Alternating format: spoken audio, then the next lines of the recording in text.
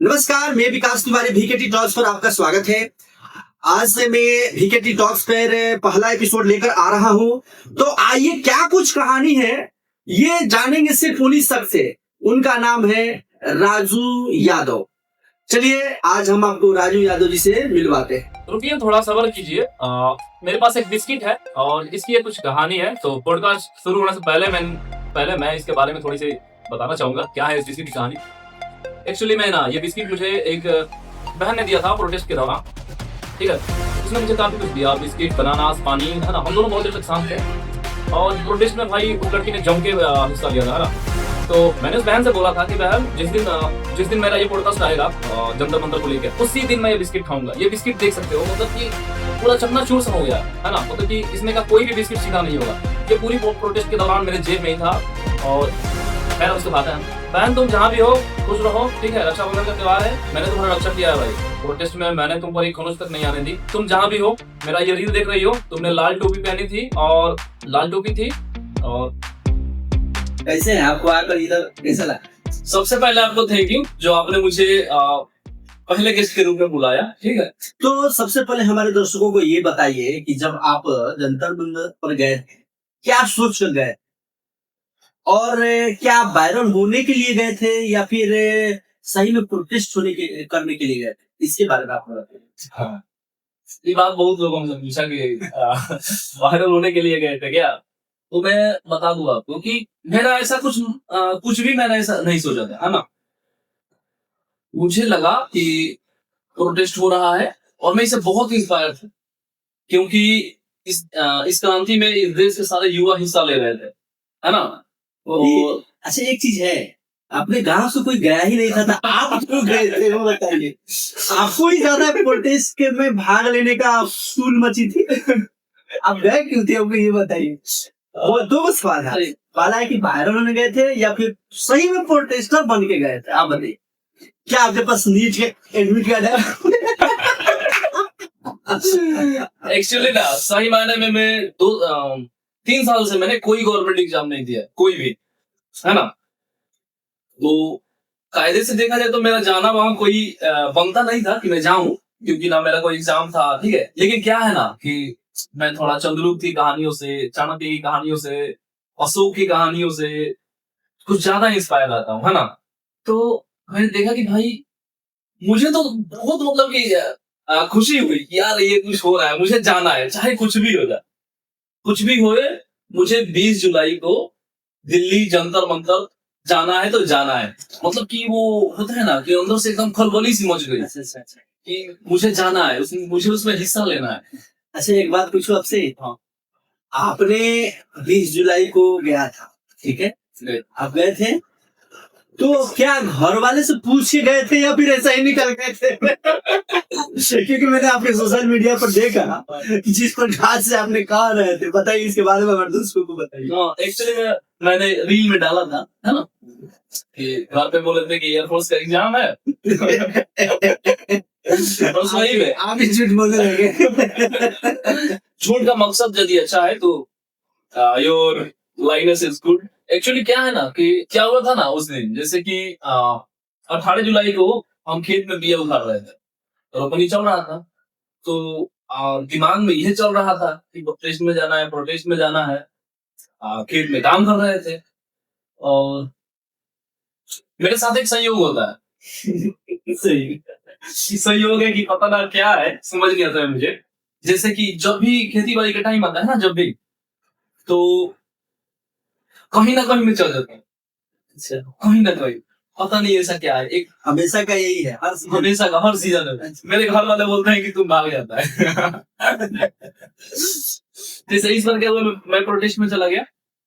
इससे पिछली बार क्या हुआ कि मैंने एक जॉब पकड़ ली थी, वहां चल और खेती बाड़ी खत्म हो जाती है, कुछ इंसिडेंट होते रहता है, कुछ ना कुछ काम के ही टाइम। अच्छा अच्छा। तो इस बार मैं सोचा कि इस बार मैंने बोला कि मुझे जाना है प्रोटेस्ट में, तो घर वाले सीधे बोल देते कि तुम्हारा हर बार का यही है, नहीं जाना है। तो मैंने मम्मी से बोला, मम्मी देखो ना, अच्छा यहाँ एक और मेरे को सस्पिशन हो गया था। जैसे मैंने एग्जाम देना छोड़ दिया है और बोलू कैसे कि एग्जाम है। तो मम्मी से बोला, मम्मी देखो ना, जो सब पहले हम एगो फॉर्म अप्लाई किए थे एयरफोर्स का, एग्जाम का डेट आया है। तो मम्मी बोली, मम्मी तो खुश हो गई। अच्छा। मेरी मम्मी खुश हो गई। मेरी एक बहन है, वो भी बोली, वाह कल पूजा करके जाना तुम। और हम बोले, रे भाई सब ये जानेगा कि एग्जाम नहीं है, वो तो जान ले लेगा मेरा।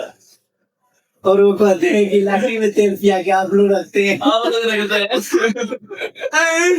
तो क्या बोले, ऐसे बोले कि एग्जाम है, तो मम्मी बोली ठीक है, अभी 1200 रुपया लो, जाओ एग्जाम दे के आओ। यानी कि आपने 1200 रुपया लेकर प्रोटेस्ट में गया था, खर्चा कितना हुआ? खर्चा सारा हो गया। हालांकि वो जो खर्चा हुआ ना, मतलब कि बाहर हुआ, प्रोटेस्ट में पैसा नहीं खर्चा होगा तो वहां तो। और मैं बोल रहा हूँ, इस देश में जब भी क्रांति होगी, ये राजू हमेशा वहां शामिल होगा, जब भी युवाओं की जरूरत पड़ेगी। It's my promise. चलिए राजू जी, अब दूसरा क्वेश्चन आपसे पूछा जाता है, क्या आप भारत की जो एजुकेशन सिस्टम है उसके बारे में आप क्या समझते हैं? इसके बारे में आपका देखिए, सबसे पहले मैं यहाँ एक बात बताऊंगा कि हमारी जो पहली एजुकेशन सिस्टम है ना, उसमें थोड़ा ज्यादा हम लोग सांस्कृतिक रूप से इन्वॉल्व थे, है ना। जैसे मुझे जहां तक याद है, मेरे चाचा जी जब पढ़ते थे तो उनके पास रामायण की किताब हुआ करती थी और वो स्कूल में चला करते थे, है ना। तो घर पे हम देखा करते थे, सुंदरकांड ऐसे ऐसे कांड करके हुआ करता था उसमें। तो उसके बाद जब ये मैकाले वाला आया, मैकाले एजुकेशन सिस्टम, तो इसने क्या किया ना कि एक गवर्नमेंट, इसने एक सर्वेंट बनाना सिखा दिया लोग, ठीक है। हालांकि इसने उस टाइम के हिसाब से किया, अच्छा मतलब कि उतना भी बुरा नहीं था। इसमें बुरा ये हुआ ना, इसमें बुरा ये हुआ ना कि इंडियन गवर्नमेंट ने इसको एकदम क्या बोले, मिठाई जैसा लेके बैठ गई। भाई आप चेंज करो इसमें, इट्स टाइम टू टर्न। आप मैकाले ने जो एजुकेशन सिस्टम हमको दिया, उस टाइम के हिसाब से कुछ का सही था, है ना। उसको पूरा हम रिजेक्ट नहीं कर सकते, है ना। इंग्लिश का ग्लोबलाइजेशन हो रहा था, उसने कर दिया, ठीक है, इंग्लिश डाल दिया। लेकिन आज की जो गवर्नमेंट है, इसको इस पे पूरा एक्शन लेना चाहिए और पहली क्लास से बच्चों को स्किल डेवलपमेंट में काम करना होगा, पहली क्लास से। आज चाइना का एक 5वीं 6ठी क्लास का लड़का, उसके स्कूल में कैसे बिल को ऑटोमेट किया जा सकता है, डोंट को ऑटोमेट किया जा सकता है, अटेंडेंस को कैसे ऑटोमेट किया जा सकता है, इन सभी चीजों को वो सीख रहा है। हमारे गांव में गुली करना चल रहा है। तो कहीं ना कहीं हमारे सिस्टम एजुकेशन, हमारे गांव में क्या चल रहा है, प्रॉब्लम, हमारे गांव के सरकारी स्कूलों में क्या चल रहा है, खिचड़ी खिचड़ी। ड्रेस फ्री में, ड्रेस फ्री में बुक मिलता है। फ्री में बुक। भाई आप इन सभी चीजों पे काम कर रहे हो, ठीक है, लेकिन स्किल पे कौन काम करेगा, आर्टिफिशियल इंटेलिजेंस पे कौन काम करेगा। बात सही है, आज एआई का जमाना है तो सरकार को भी चाहिए कि इसके अनुरूप स्वरूप वो काम करे, ऐसा ऐसा कुछ नियम लाए जो कि ऐसा लगे कि हाँ ये भविष्य में काम आए। अच्छा, एक चीज हम भी पूछना चाहते हैं कि आजकल हम लोग a + b the whole square बराबर a square + b square + 2ab पढ़े हैं, साइन थीटा कोस थीटा भी पढ़े हैं। आजकल हमको ये नहीं समझ में आया कि ये कहाँ काम आता है। हाँ, किसी भी अगर आप ऑन स्किल है तो किसी भी कंपनी में जाएंगे तो कंपनी वाले बोलेगा कि आपको ये काम आता है, इलेक्ट्रिशियन है तो बोलेगा कि इलेक्ट्रिशियन से संबंधित काम आता है। वहां पर तो ये नहीं पूछा जाता है कि ये + b the whole square sine square theta + cos square theta क्या होता है। तो कहने के कारण मतलब हमारे जो विषय में, हमारे जो एजुकेशन सिस्टम में जो विषय है, वो विषय में हमें ये चीज नहीं सिखाया जाता है कि स्किल कैसे डेवलपमेंट। हाँ। अगर बच्चों को शुरू सिखा दिया जाए कि बाबू आगे चल के आप अगर मान लो कोई कोर्स करते हो तो उसके हिसाब से आपको ये काम आना चाहिए, उसमें निपुणता हासिल करो, ये चीज नहीं। और लेकिन ये लोग क्या करते हैं कि बस अपना किताब रटाया है, बस रट जाओ, इसको नहीं, अलग से स्किल नहीं सिखाते, यही है। देखिए, मैं इंडिया के बच्चों को इसके लिए सैल्यूट करूंगा भाई, ध्यान देंगे। मैंने इंटरमीडिएट साइंस ली थी, मैंने डिफरेंशिएशन पढ़ा, इंटीग्रेशन पढ़ा, ठीक है। मुझे याद है डिफरेंशिएशन का कितना बड़ा बड़ा फॉर्मूला होता है, एक एक पेज का क्वेश्चन होता है। इंटीग्रेशन का कितना टेढ़ा टेढ़ा फॉर्मूला होता है। जब आप पढ़िएगा इंटीग्रेशन में इनवर्स ट्रिग्नोमेट्रिक फंक्शन, और उसका जब इंटीग्रेशन बनता है उसके भाई फॉर्मूले इतने तगड़े होते हैं ना, याद करना नेक्स्ट टू इम्पॉसिबल होता है। लेकिन हम लोगों ने उसको भी याद किया। यहाँ मैं इस बात के यहाँ मैं ये बताऊंगा कि हमारे इंडिया के यूथ में स्किल, भाई दिमाग में कोई एरर नहीं है। मेरे क्लास के शुरू के 20% बच्चे इतने इंटेलिजेंट थे ना भाई, इतने इंटेलिजेंट, उनको कोई स्किल मिली होती ना वो फोड़ के रखते थे। मैं भी था उसमें। आपने तो फोड़ दिया है सचमुच में, आपने सचमुच में सोशल मीडिया को फोड़ दिया है।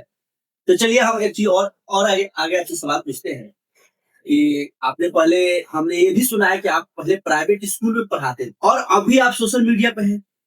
तो मैं आपसे एक सवाल पूछे कि अगर प्राइवेट स्कूल वाले अगर आपको फिर से कॉल करें और बोले कि आइए राजू जी हमारे स्कूल में टीचर की कमी है, तो क्या फिर आप प्राइवेट स्कूल में पढ़ाने जाएंगे? ना ना, देखो हम हाथ जोड़ लिए हैं। अच्छा, क्यों? पहले इंटरेस्ट थे, आप शिक्षा शिक्षा लाइन में जुड़ोगे तो बहुत आपको इंटरेस्ट था। आजकल क्या हो गया, सोशल मीडिया पर आप आ गए, इसके बारे में थोड़ा हमारे युवाओं में कुछ बताइए। एक्चुअली मैं सोशल मीडिया पे आने का एक और कारण था, लेकिन स्कूल ज्वाइन न करने का मैं कारण बताता हूँ। एक्चुअली में ना मुझे ये जो एजुकेशन सिस्टम है ना, इससे नफरत हो गया है। मैं किसी बच्चे को पढ़ाने जाता था क्लास में, तो मुझे लगता था मैं उसका गला घोंटूंगा। उस एजुकेशन सिस्टम में है क्या, क्या है?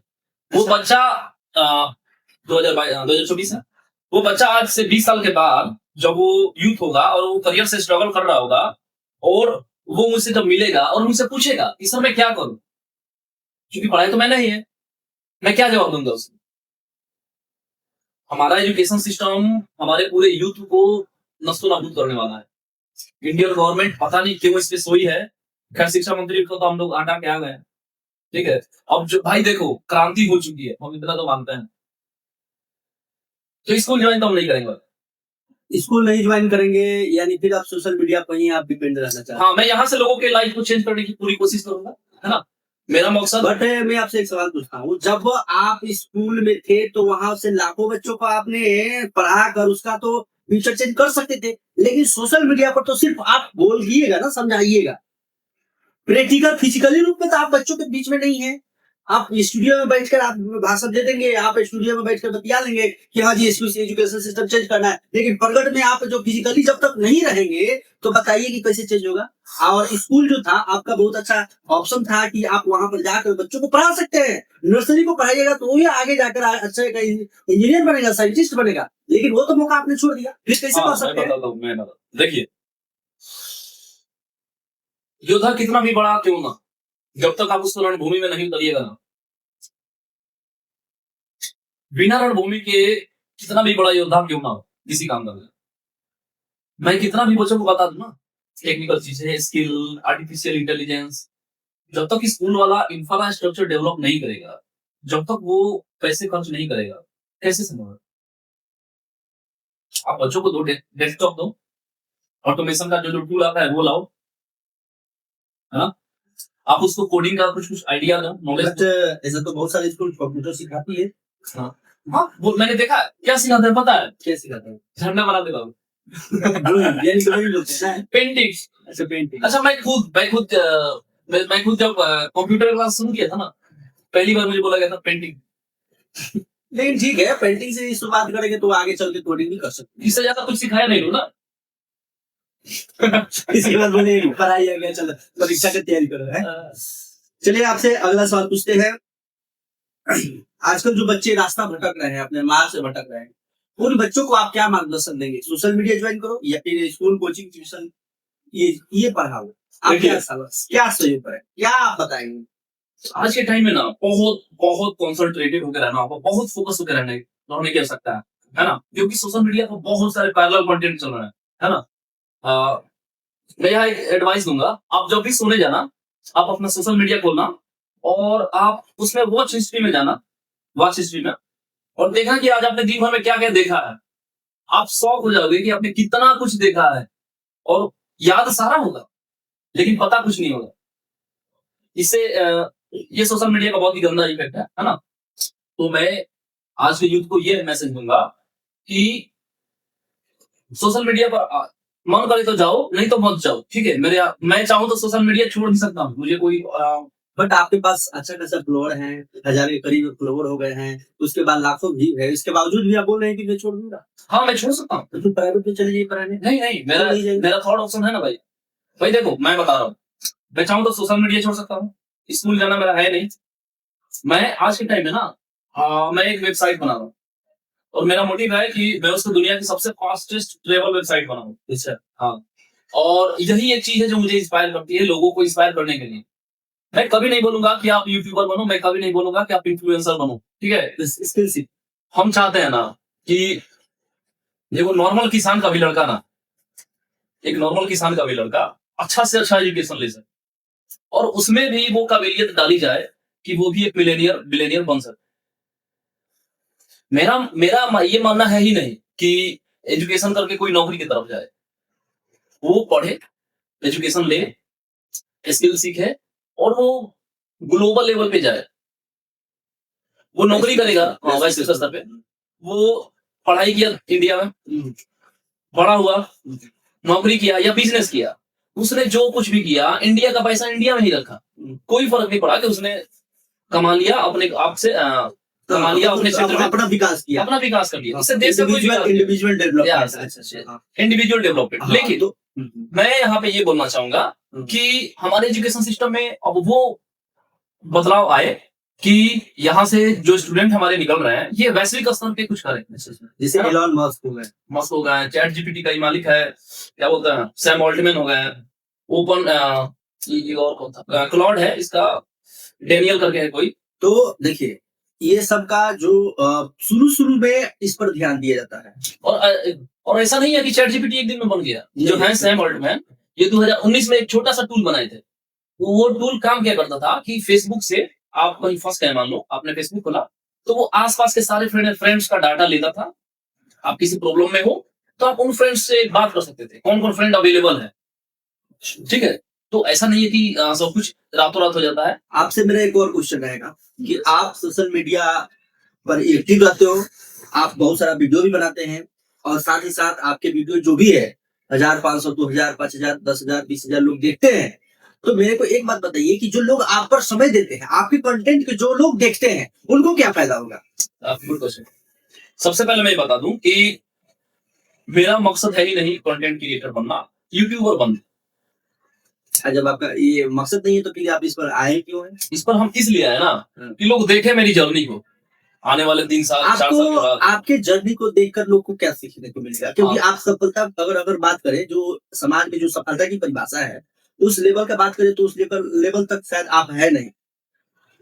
सफलता का मतलब है कि आपके पास गाड़ी अपना खुद का होनी चाहिए, आपके खुद का घर मतलब कि मैंने शहर में होना चाहिए। तो फिर आपके जर्नी से लोग देखकर सीखे क्यों? हाँ, एक्चुअली में बात ये है ना कि जहां लोग नचनिया बजनिया का रील देखते हैं लोग, है ना, यदि 100 को लड़का मुझे देख के मेरे बात से कुछ भी सीखा तो मैं लिख के देता हूँ कि वो आने वाले टाइम में कुछ ऐसा कर जाएगा। अच्छा, एक चीज और बताइए, जो 100 लड़का आपके वीडियो कंटेंट को देखेगा, तो ये भी याद रखिए कि आजकल सोशल मीडिया पर हर जो भी आप फील्ड चूज करेंगे उस पर हजारों लाखों वीडियो ऑलरेडी एक्सपर्ट उसका बना चुके हैं, उस पर आपसे ज्यादा व्यू है। तो फिर आपका वीडियो देख करके वो सीखेगा? ये बताइए।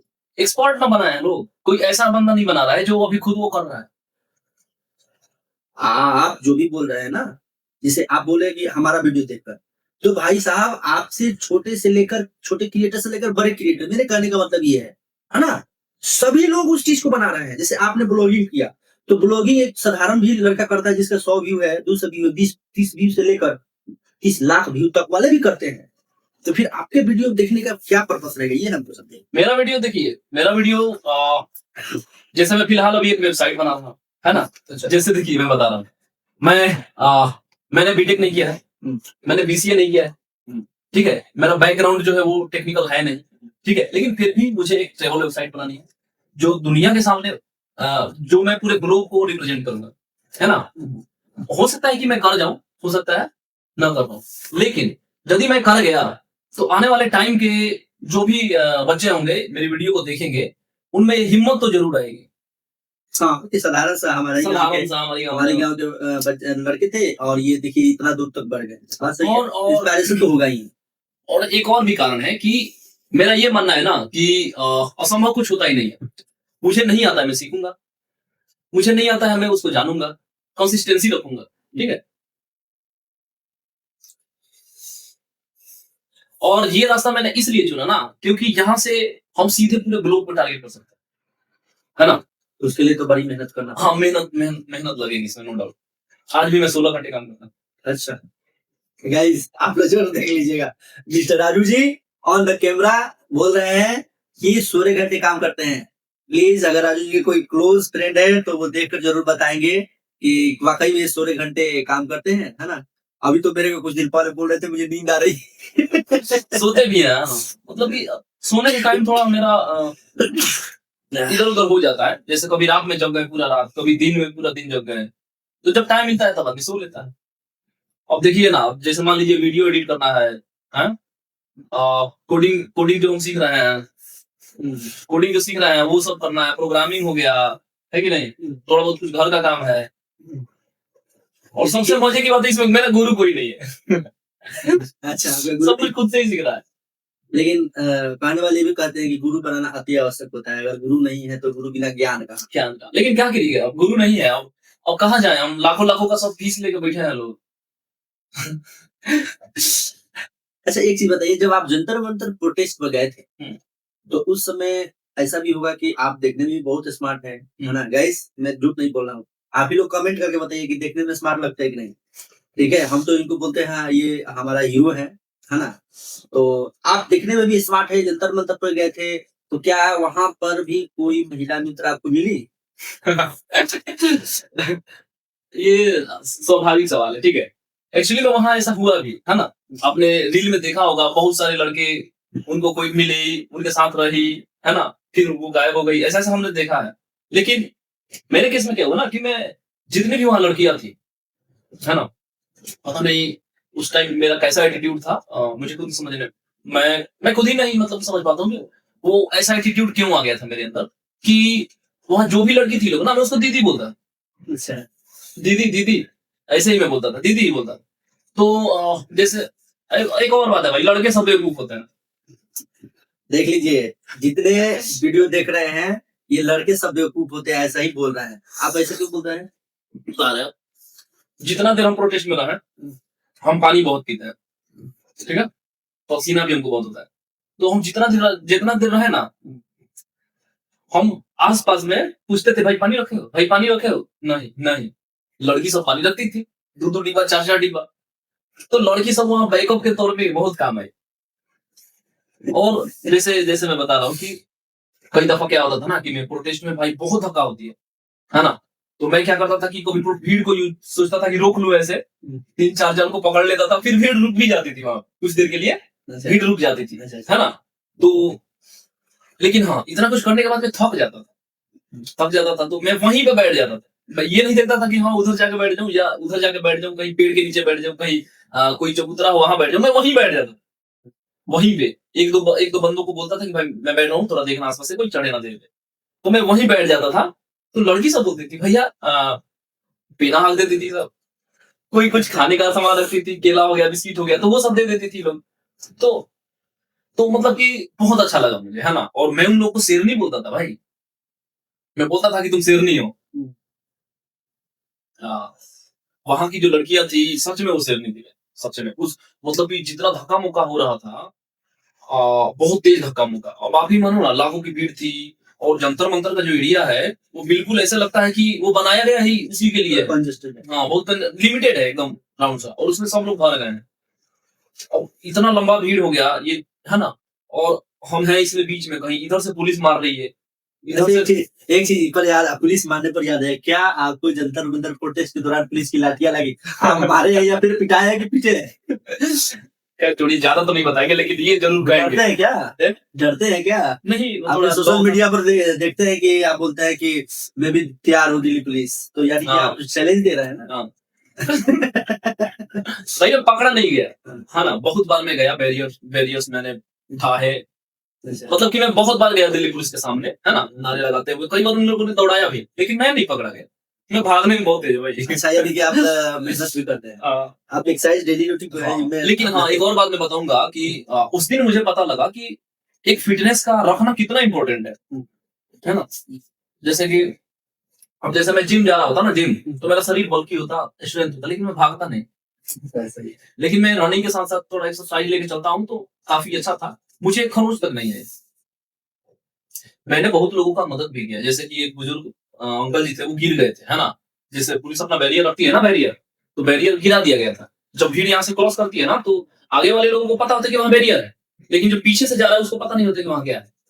तो बहुत बहुत मतलब कि उसमें एक्टिव होना पड़ता है बहुत।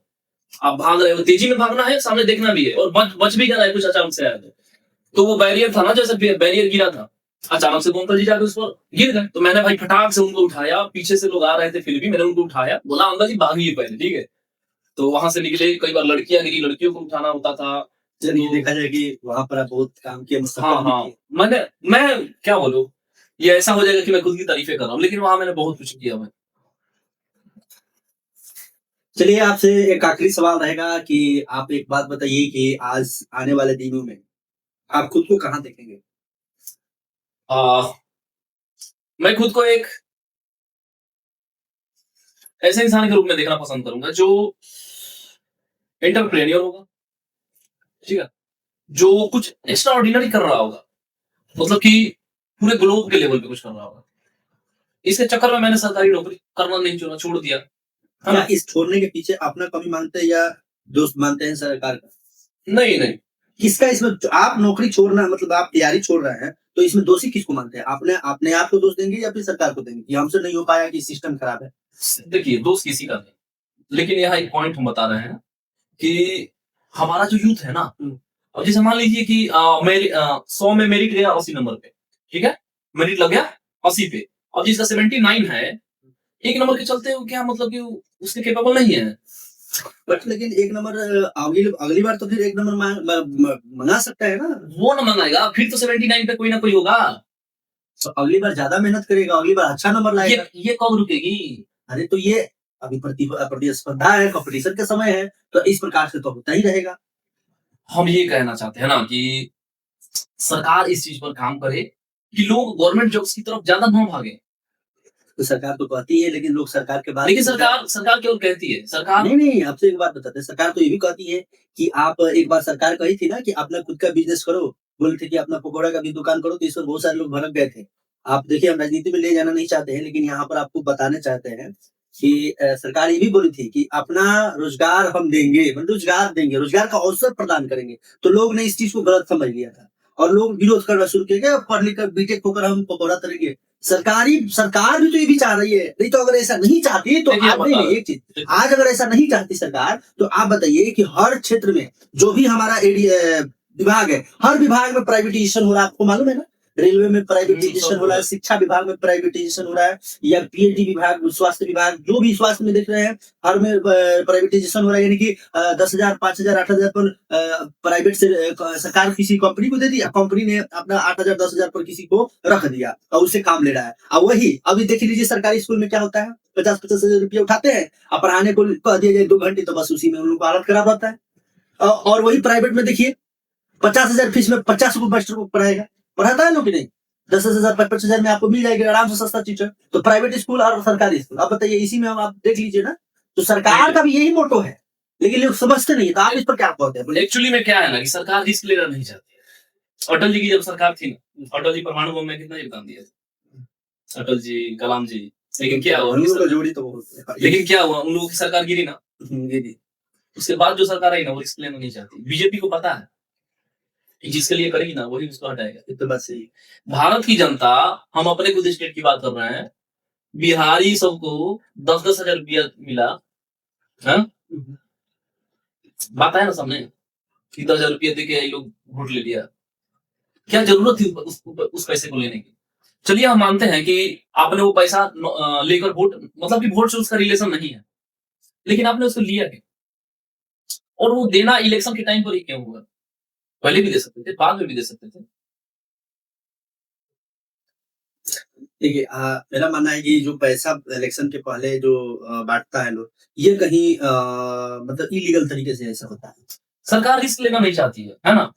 नहीं तो सरकार चाहे वो R&D पर पैसा लगाए और लगाए, बहुत तगड़े लेवल पे लगाए R&D पर पैसा। इंडिया अपना AI सिस्टम बना ले, क्लाउड सिस्टम बना ले, अपना GPS बना ले, है ना। अभी हमारा GPS नाविक बन रहा है, पता नहीं कहिया बन के तैयार होगा, इसका कोई ठिकाना नहीं है।